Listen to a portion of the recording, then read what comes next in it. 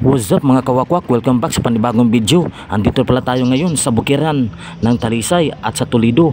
Dahil meron tayong pupuntahan na kababalaghan doon sa Damon Lake ng Toledo, sa bayan ng Toledo mga kawakwak. Paulit-ulit. Andito ba tayo? Maganda yung mga lugar dito, mga bukirin. Dito nag-stop over muna tayo sa pinaka famous na pasyalan dito sa Manipis Road ng Talisay. Yan. Kasama natin si Brownie, ang ating service. Bago pa lang kinuha yan sa do exam. Hulog-hulugan ng buwan-buwan. At yan, din dito tayo sa man-made forest. Sa Manipis pa rin. Yan, maganda dito at malamig. Maraming mga kahoy dito na tinanim ng man-made forest. Kaya tinawag na man-made forest kasi tinanim ng man. Ang ganda talaga dito, mga ibon naghuhuni. Yan, yan ako, parang tisoy, bagtak lamok. Yan, pinakita ko kung paano ako dumadagan.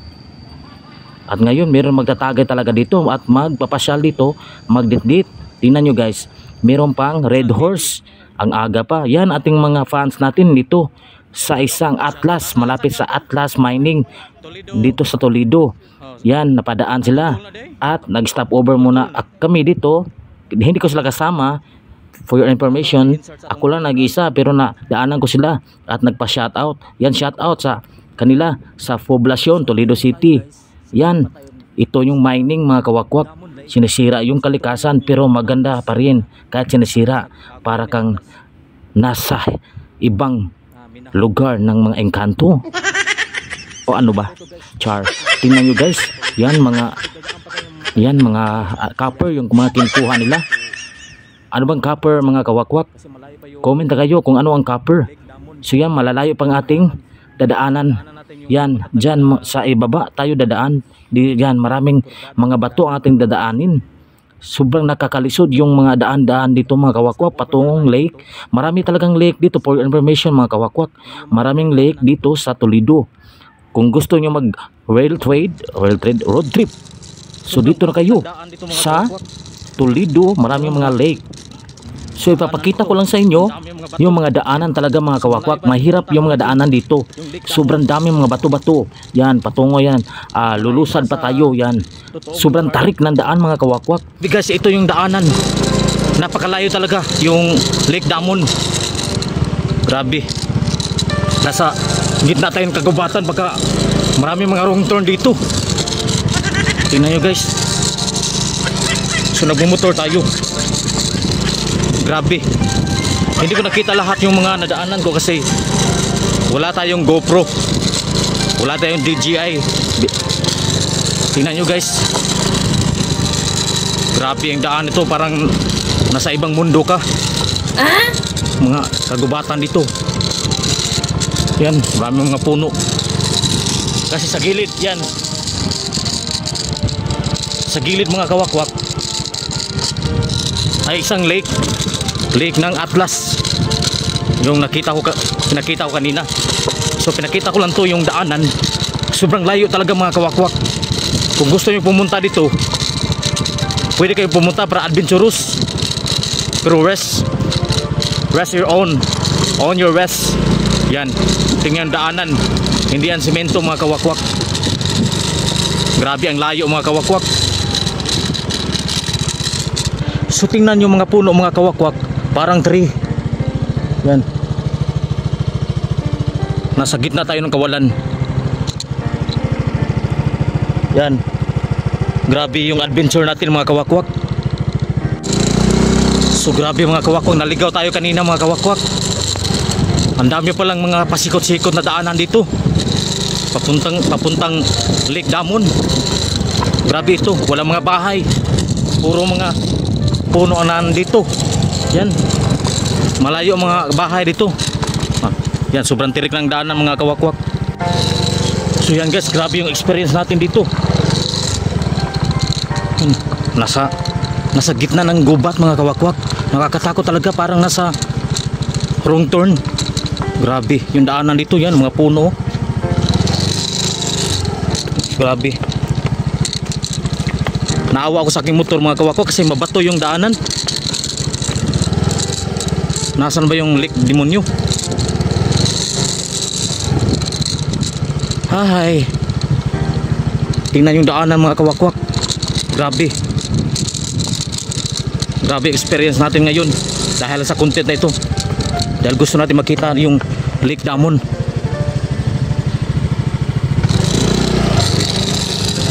Grabe. Ano na ito mga kawakwak, parang nasa gitna ng kawalan. Nandito na mga kawakwak. Ang lawak ng lugar dito. So guys, iniwan na muna natin yung motor natin na nandoon sa ilalim ng mga punong-punong kahoy. Yan. So maglalakad muna tayo dito. Grabe ang lawak dito sa gitna ng kagubatan, na meron palang nakatagong lake dito na nakatagong ganda, pero merong mga kababalaghan.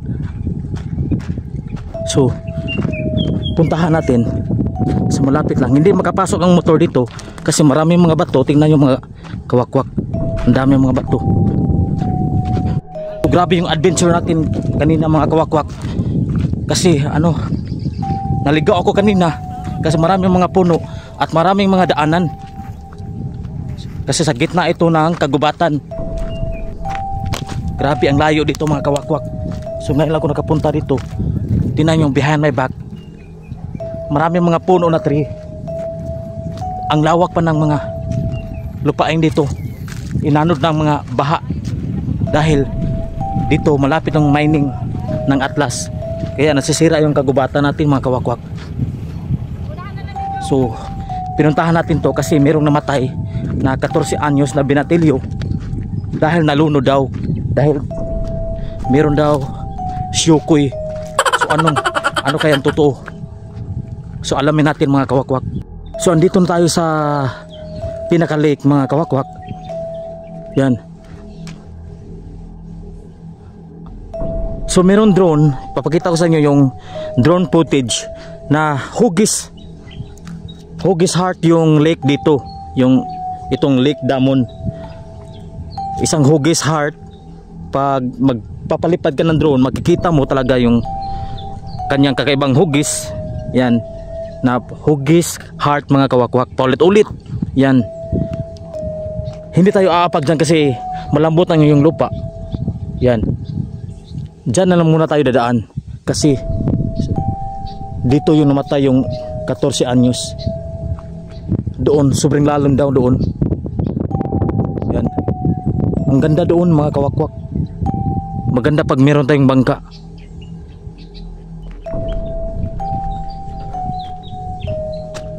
Tingnan natin dito mga kawakwak. Yan, maraming mga punong kahoy na parang pine tree.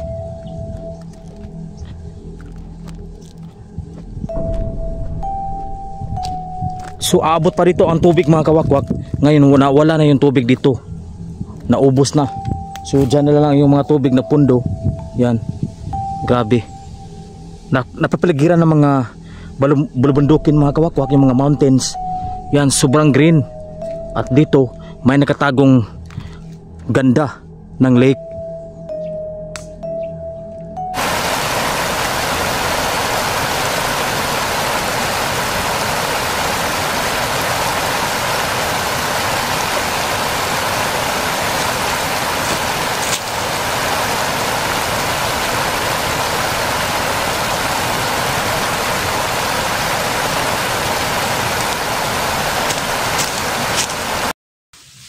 Susuot tayo dito sa kalibunan mga kawakwak. Wow, ang linaw talaga ng tubig. Grabe. Ang ganda ng tubig. Na-record ba? Na-record.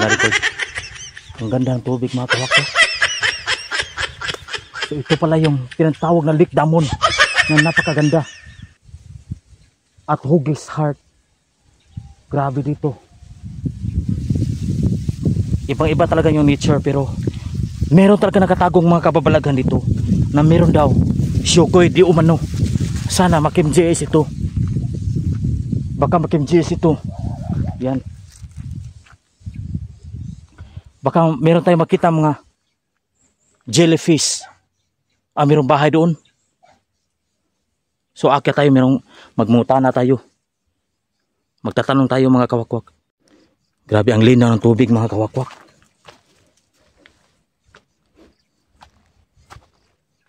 No?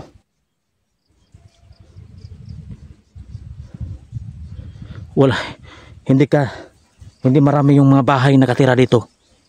Hindi gano ka dami yung nakatira dito. Pwede ka mag-swimming kung marunong kang lumangoy. So magtatanong tayo dito. So mayroong bahay. Bahay sa ibabaw.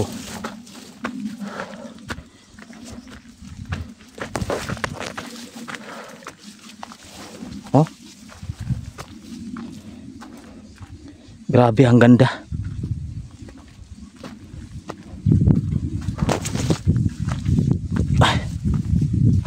So mayroong bahay dito, magtatanong tayo.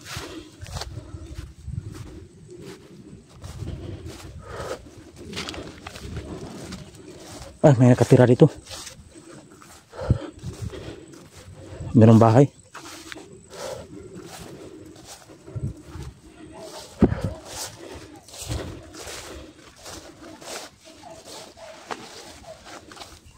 Loh.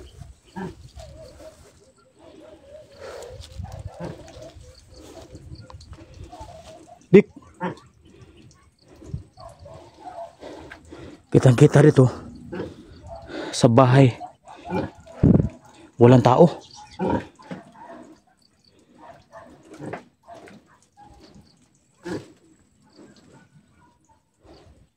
Ang init mga kawakwak. May bahay ito, magtatanong muna tayo. Pero walang tao.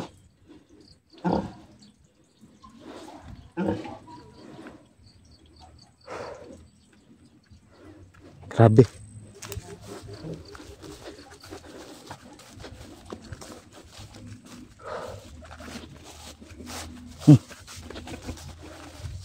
Ang dami mga tanim dito mga kawakwak.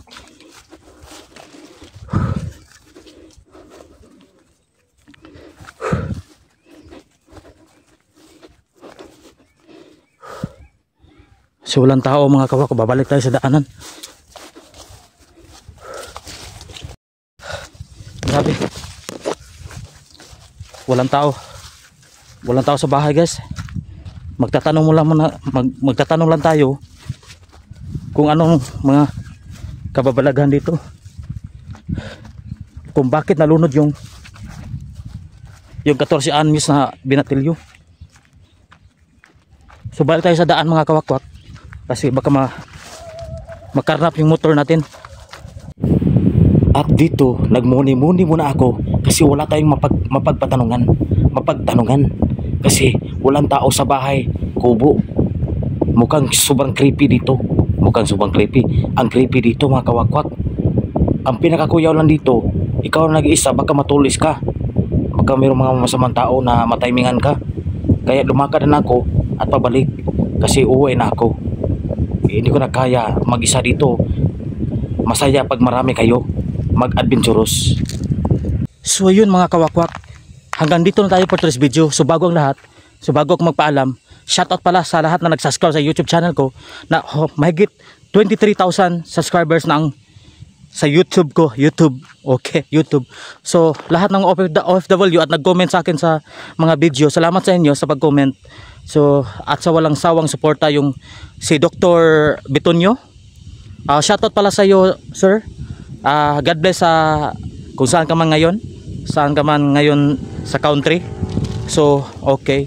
So tapos na ang ating exploration dito sa Lake Demon na yung bata na luno dito. At doon nakita yung bangkay niya. Yan. Sa dulo na yan. Pag maraming tubig ito, lalaki talaga ito. Hanggang doon ang tubig. Pero kasi hindi na kayo umuulan pa rin pero kunti lang. So hanggang dito tayo mga for today's video mga kawakwak. Salamat sa inyong sumusuporta sa akin dito. Sa ating panibagong video. Kung meron mga kababalaghan talaga dito na meron palang syukoy, baka meron syukoy, kaya ano man tawag doon, binibira yung binatilyong kaya nalunod. Sobrang init talaga mga kawakwak. So hanggang dito hanggang sa muli mga kawakwak. Salamat sa inyo. Shout out sa lahat. Thank you. sa nanood ngayon. Salamat sa iyo. Sana huwag kayong mag-skip sa ads. At hindi pa nakasubscribe, subscribe na kayo sa YouTube channel ko. So hanggang sa muli mga kawakwak, babush!